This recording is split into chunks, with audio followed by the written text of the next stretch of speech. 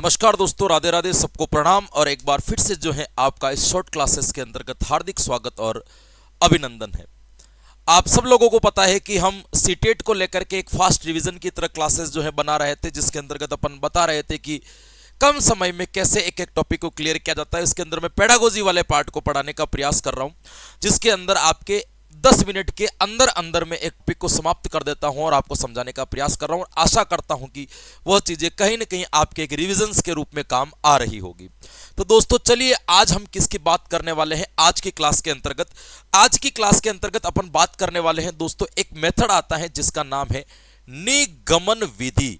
जिसको क्या कहा जाता है दोस्तों, एक विधि आती है, उसका क्या नाम है? उसका नाम है दोस्तों निगमन विधि।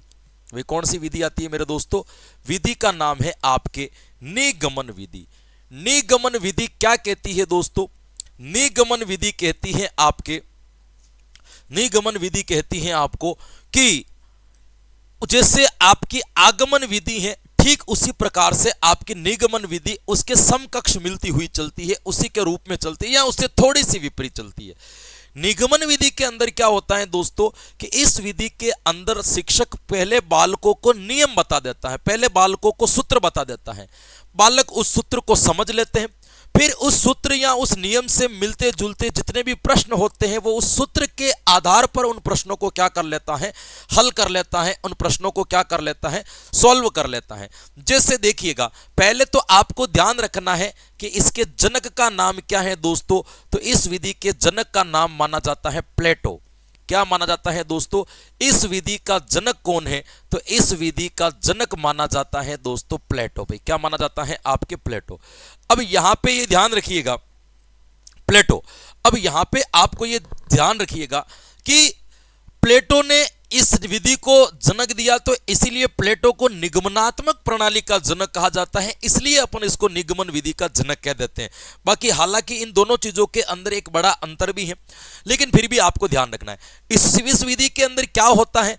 तो ध्यान रखना, पहले नियम प्रस्तुत कर दिए जाते हैं, पहले नियम प्रस्तुत कर लिए जाते हैं, पहले नियम प्रस्तुत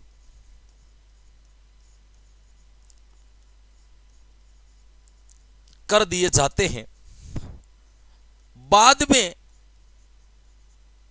में उदाहरण समझाए जाते हैं, बाद में उदाहरण समझाए जाते हैं। यानी कि आप ये कह सकते हो कि आगमन विधि की तरह ही है, लेकिन आगमन विधि से आगे से ये काम कर रही है। जहां से आगमन विधि पूरी होती है ना, वहां से ये विधि क्या होती है? शुरू हो जाती है, समझाए जाते हैं। अब देखिएगा ये विधि कैसे काम करती है। इस विधि के अंदर क्या करते हैं अपन, सोपान की बात करें, चरण की बात करें कि यह विधि कैसे काम करती है, तो इस विधि के अंदर सबसे पहला काम होता है नियम प्रस्तुत करना। शिक्षक सबसे पहले बालकों के सामने क्या करता है दोस्तों?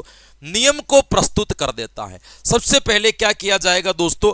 नियम प्रस्तुत किया जाएगा। अब नियम यदि प्रस्तुत किया जाएगा तो इसका मतलब उस नियम को समझाना भी तो पड़ेगा। जैसे एक सूत्र, एक शिक्षक ने लाभ हानि का कोई सूत्र लिखा, तो उस सूत्र को पहले स्पष्ट भी तो करना पड़ेगा।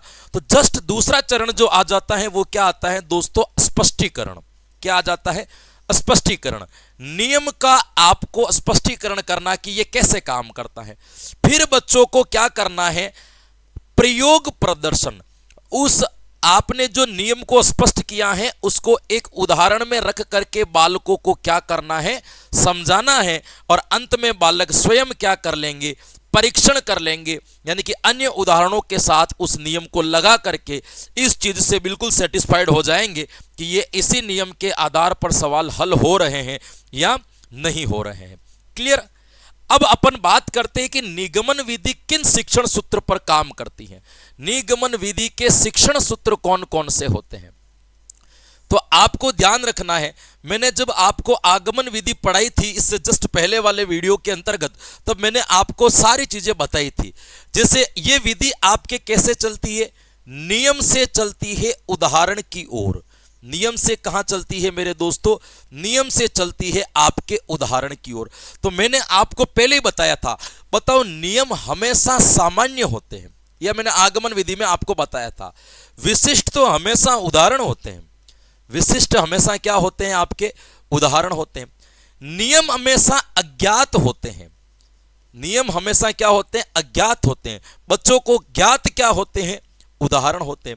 नियम हमेशा सूक्ष्म होते हैं और उदाहरण हमेशा क्या होते हैं?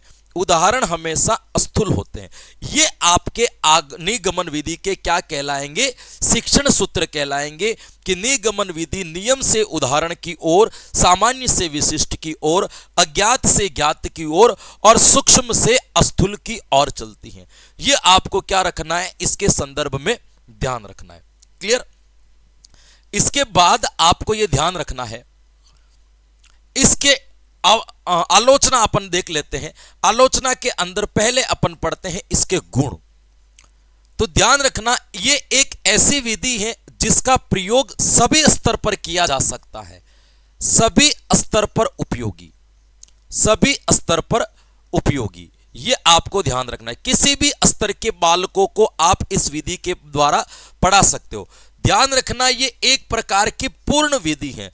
जिस प्रकार से आगमन विधि अपूर्ण विधि है, उस प्रकार से इसको अपन क्या कहेंगे? यह एक प्रकार की क्या है? आपके पूर्ण विधि है। यह बालकों में तीव्र गति से विकसित होती है। बालक इससे बड़े जल्दी सीख जाते हैं। बालकों में तीव्र गति से विकसित होती हैं, तीव्र गति से विकसित होती हैं, तीव्र गति से विकसित होती है। यह एक प्रकार की परंपरागत विधि है। यह एक प्रकार की कोई नया एडवांटेज नहीं है। यह एक प्रकार की कौन सी विधि कहलाएगी? तो ध्यान रखना, यह एक प्रकार की आपके कौन सी विधि कहलाती है? तो यह एक प्रकार की परंपरागत विधि है। यह आपको क्या रखना है दोस्तों? ध्यान रखना है। फिर अपन बात करते हैं इस विधि के दोष क्या क्या होंगे। ये तो गुण होंगे, इसके दोष क्या क्या होंगे? तो इसके दोष भी मैं आपको बता देता हूं, 2-3, कि इस विधि के डिसएडवांटेज क्या क्या है। तो एक तो ध्यान रखना है दोस्तों, बालकों में नीरसता उत्पन्न होती है। बालक इतने एक्टिव नहीं रहते, नीरसता उत्पन्न होती है। ये जो विधि है वो एक प्रकार की क्या है? आपके निष्क्रिय विधि है। आपके ध्यान रखना, बालकों में करके सीखने की भावना का विकास नहीं होता। करके सीखने की भावना का विकास नहीं होता। बालक स्वयं अपने आप कुछ भी मेहनत करके सीखना नहीं चाहता है। यह भी आप इसके संदर्भ में क्या रख सकते हो दोस्तों? ध्यान रख सकते हो कि करके सीखने की भावना का जो है बच्चे के अंदर विकास नहीं हो सकता। बड़े स्तर पर अधिक उपयोगी है। बड़े स्तर पर, हालांकि सभी स्तर पर उपयोगी है, पर बड़े स्तर पर इसका उपयोग क्या होता है दोस्तों? इसको अधिक उपयोगी माना जाता है। ये आपको क्या रखना है? एक प्रकार से ध्यान रखना है। इसके बारे में ये ध्यान रखना है। ये इसके क्या कहलाते हैं? आपके डिसएडवांटेज कहलाएंगे। तो ये थी आपके एक छोटी सी विधि जिसको अपन कहते हैं निगमन विधि। एक बार इसको रिवीजन कर लेते हैं अपन फटाक से। हमने कहा था कि निगमन विधि का जनक माना जाता है प्लेटो। पहले नियम प्रस्तुत कर दिए जाते, बाद में उदाहरण समझाए जाते हैं। इसके सोपान या चरण की बात करें, नियम प्रस्तुत करना, स्पष्टीकरण, प्रयोग, प्रदर्शन और परीक्षण। शिक्षण सूत्र की बात करें, नियम से उदाहरण की ओर, सामान्य से विशिष्ट की ओर, अज्ञात से ज्ञात की ओर, सूक्ष्म से स्थूल की ओर। गुण की बात करें, सभी स्तर पर उपयोगी, पूर्ण विधि, तीव्र गति से विकसित होती है, परंपरागत विधि है, इससे निरस्ता उत्पन्न होती है, करके सीखने की भावना का विकास होता है, बड़े स्तर पर यह अधिक उपयोगी मानी जाती है। अब कुछ लोग क्या करेंगे दोस्तों कि ये लिख देंगे कि आगमन विधि और निगमन विधि एक दूसरे की विपरीत विधियां हैं। तो ध्यान रखना, विपरीत विधियां नहीं है, इसको नोट डाल करके याद रखना। आगमन तथा निगमन विधि एक दूसरे की पूरक विधियां कहलाती हैं। आगमन तथा निगमन विधि एक दूसरे की पूरक विधियां कहलाती है। निगमन विधि क्या है दोस्तों? विधि एक दूसरे की पूरक विधियां कहलाती हैं। एक दूसरे की कौन सी विधियां कहलाती हैं? तो एक दूसरे की पूरक विधियां कहलाती हैं। ये आपको क्या रखना है? इसके बारे में ध्यान रखना है। That's and. ये आपके आगमन निगमन विधियां कंप्लीट। तो अच्छी लगी हो क्लास तो अपने दोस्तों के साथ में जरूर शेयर करें और फिर जुड़े हमारे साथ में। कल मैं और कुछ लेकर के आऊंगा ऐसे ही 10 मिनट में पेडागोजी का कोई एक शानदार टॉपिक, जिससे आपके प्रश्न जो क्लियर हो सके और आप अपने एग्जाम के अंदर एक सफलता प्राप्त कर सको। Thank you so much. Radhe Radhe and जय हिंद।